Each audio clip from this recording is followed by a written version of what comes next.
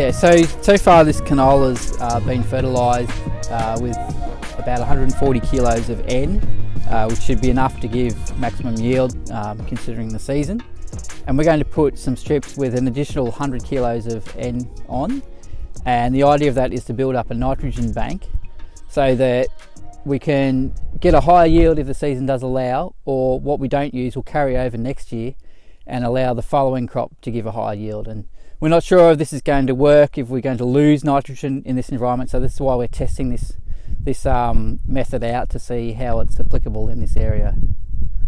So we have also established some vetch strips in this paddock, and that is looking at biological nitrogen and can we build up an organic nitrogen bank in the soil with the vetch, and then that will work like a mineral end bank, or will it work better, or will it not work as well? That's what we're testing here. And we're going to actually spray out some of the vetch and let it go back into the soil as a brown manure, and some of the vetch we will harvest for grain.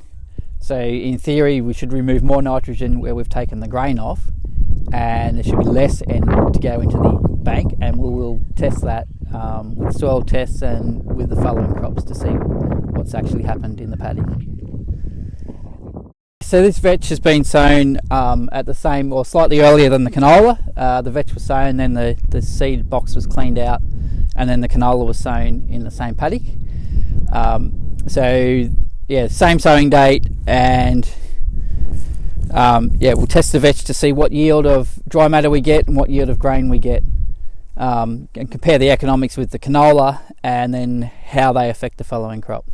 Yeah, we will look at this for at least 2 years following, and if we can see effects still ongoing, we'll test to 4 or 5 years if there's still something to look at over that time, and if the nitrogen bank or the biological nitrogen bank is still having an effect in the crops. So farmers will grow canola because it's a highly profitable crop in its own right, and it gives a disease break to the cereal crops. But vetch is also gives a disease break. It's not as profitable as canola, but one advantage it has is it fixes nitrogen. This vetch here has some nodules here, which is a home for a nitrogen fixing bacteria. They take nitrogen out of the air and put it into the soil in a form that the plants can use. And then, you know, there's a lot of nitrogen goes into the plant. If that's cut for hay, or it'll go into the grain. If the grain's removed, that nitrogen will go, but the residues that remain in the root system will contain a lot of nitrogen that will then benefit the following crops.